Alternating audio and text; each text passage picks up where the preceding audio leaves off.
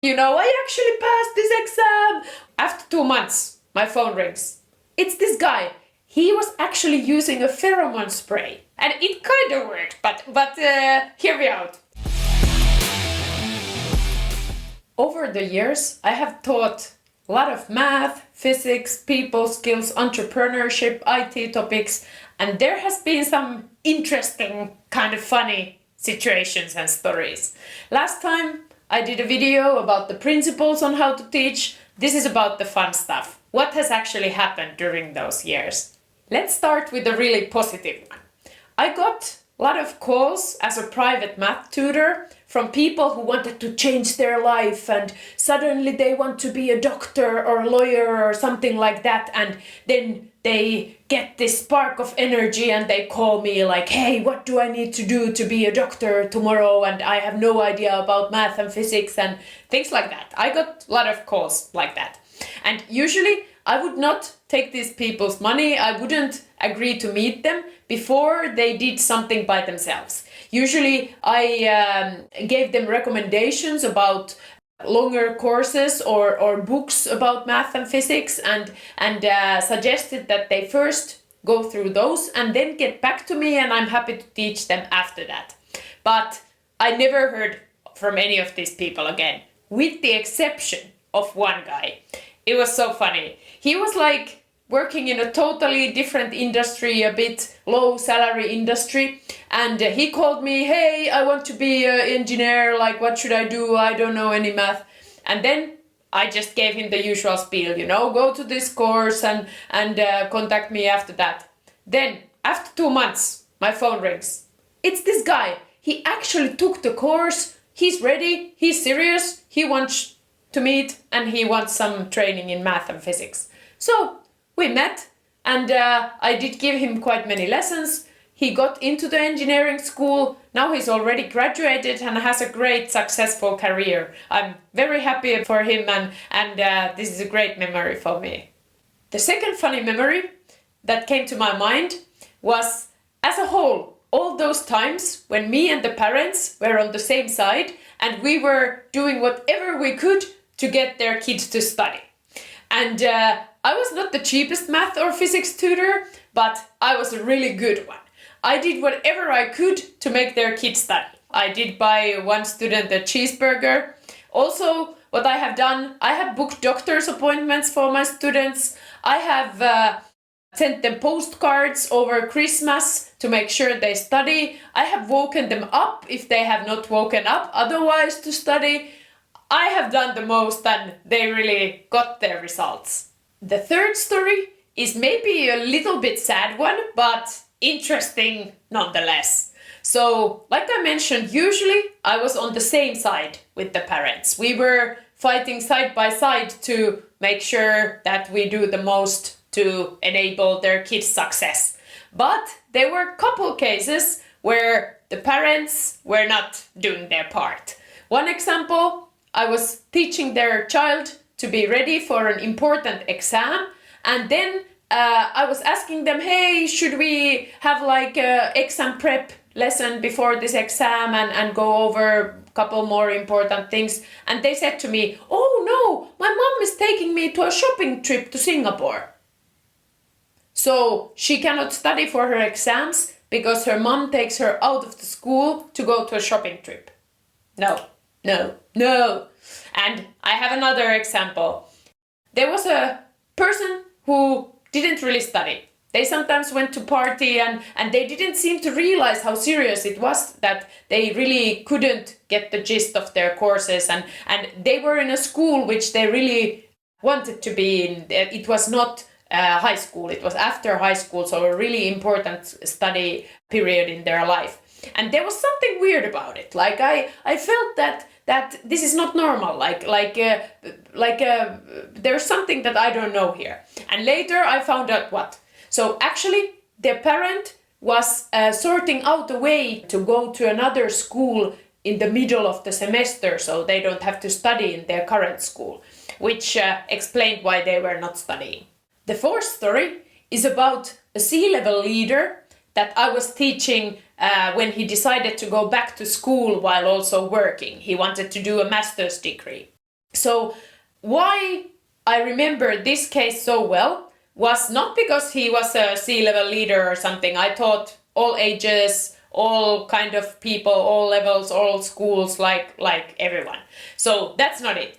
But his work ethic was like nothing else. I mean, you can imagine how busy he already is. He had a family and he has a C-level leader responsibilities in a big Finnish company. And one of the tasks was to draw with the graphic calculator hundreds of different graphs of these functions. And what happened between the lessons was that his graphic calculator actually broke down. And instead of contacting me and asking what to do, he did them all by hand. He did like 100 graphs of functions by hand because of his graphic calculator broke down. This was like, I haven't seen a high schooler spend that much time in their math homework, and I think his work ethic is what really made him successful, and I really admire him for that. The fifth story is not actually about a student, but about a comment one of my entrepreneur friends made. Like I mentioned, I had people from all paths of life, all kind of people from all genders, age groups, you name it, all kind of people.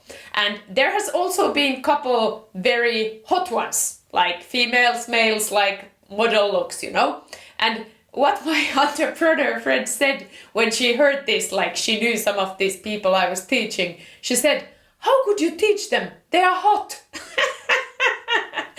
I think that was super funny.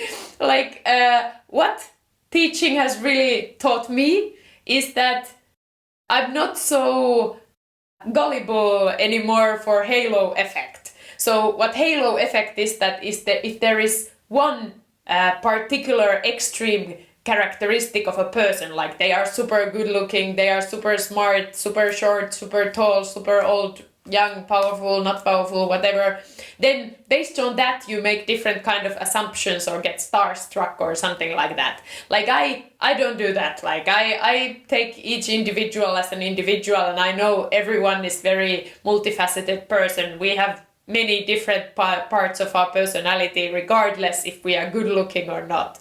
But I mean, I didn't complain. It's nice when it's easy on the eyes, you know. Next, I have a story from when I taught university physics at Aalto University. There was basically one student who I thought is not gonna make it. Like, those studies are extremely demanding. You need to have a good work ethic, but you also need to have a certain kind of analytical mindset to be able to graduate from physics studies from a university. And this is very rare for me to say that someone might not make it. Like, this is basically the only case of the thousands and thousands of students I have taught where I felt this. But of course, I didn't say anything to this student. I helped them every time they asked, and I tried to be encouraging.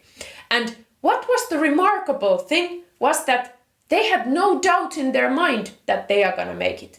They worked through every exercise session. They were asking questions, confidently going forward, putting in the hours. And what did I saw at the end of this course? Much smarter people were dropping out. They were lazy. They didn't believe in themselves. They were thinking, I'll try this course next year. And this hardworking person just had the confidence and did the work, passed with flying colors. Amazing. The next story is also when I was a teaching assistant for modern physics at the university. I was grading exams, and there had been this unfortunate mishap that there was a mistake in the exam. One of the tasks was impossible to solve. So then, when I was grading them, I did give students like plenty of points if they even tried or went to the right direction, because it was impossible to solve, and of course we had to do some kind of compromise. And what happened is that after this exam grading, there is of course opportunity for the students to complain about their grading or ask questions if there's something unclear about the grading. So this student comes in and he actually complains he got too many points. He he said that I didn't do my job well because I gave him points without him solving the task. But I think it was funny. Like, I have never ever had anyone else complain about having too many points from an exam.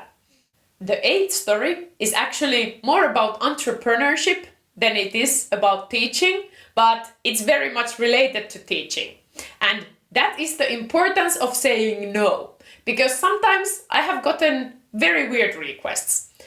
One example related to teaching and tutoring was that I always had the students come to my place because I didn't have time to travel. So I always asked them to come to my place, and usually the high school students had plenty of time to travel, so I was teaching them at my home. But sometimes I got this parent calling me who said, "You're gonna come to our place." I said, "No, I don't do that." No, you are gonna come.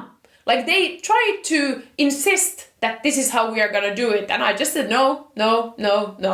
Or when I have been doing public speaking, I have also gotten very interesting requests. What I give are trainings and keynotes related to the topics I'm expert in. And I plan together with the event organizer the topics and things like that. But sometimes I have gotten crazy requests where they ask me to speak about some random topic and they think they can put whatever words into my mouth, like I'm just some host without any knowledge to myself. And this is not what I do. It's again, no from me. The ninth story happened when I was giving a people skills course to an individual group. And when I was giving this kind of course, the topics included the regular confidence, conversation skills, first impressions, getting to know people, networking, but also flirting.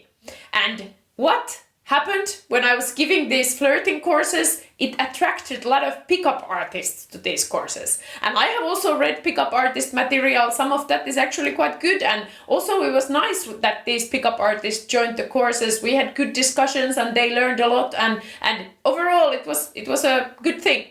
But one thing really stuck to my mind. So there was this one pickup artist guy on a course. And during those courses, we had breaks, like coffee breaks, lunch breaks, and things like that. And then I noticed that this one guy was like very close to me during the breaks and in weird ways. Like, for example, I was taking something from a shelf and not even like a high shelf. And then he was there like helping me. Or I remember I was putting like food to a microwave. And then he was like helping me put food to microwave. And I was first thinking like, why is this guy like coming close to me? Like, not in a creepy way, but in a weird way. And then I realized it. He was actually using a pheromone spray. And he had some kind of plan to seduce Carla, the pickup teaching lady, and it kind of worked, but hear me out. It didn't work. Like, I was not attracted to him. That's not how it worked. But this spray actually got my hormones running, you know. It did got me feel some type of way, but I did take care of that elsewhere. He was not related to that. But it was a very odd experience that this kind of spray actually can induce a reaction, even though it was not the kind of reaction that he was probably hoping for. The last story is also from one of these people skills courses. So on one of those breaks, there was a guy who took like a very thick physics, electromagnetism book from his bag. And I was surprised. I mean, I have seen this book like 10 years ago at the university, but it was not usual to see this on a people skills course.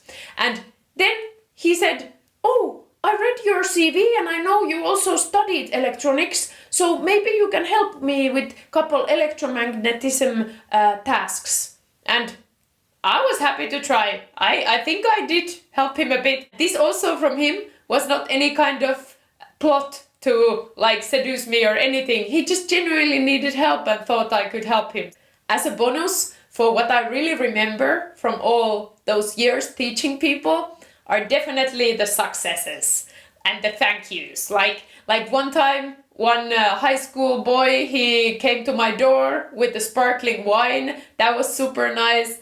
And the text messages, the emails I have gotten like full caps lock, you know, "I actually passed this exam." One guy, he was like a construction guy, you know, his language was like French like the construction guys. So the caps and the exclamation points and the words, I mean, those thank you emails were awesome.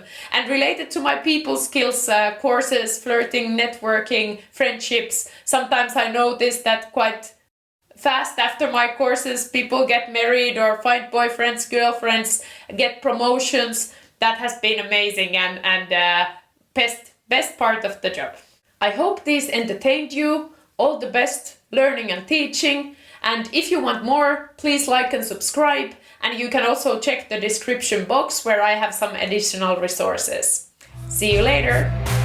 I'm the type of dude who will not remain nameless. I'm the type of dude who is headed for greatness. I'm the type of dude who could really make changes. Cause I'm the type of dude that's becoming contagious. I'm the type of dude that will always be ageless. I'm the type of dude that will always feel shameless. I'm the type of dude that they say is fucking heinous. Cause I'm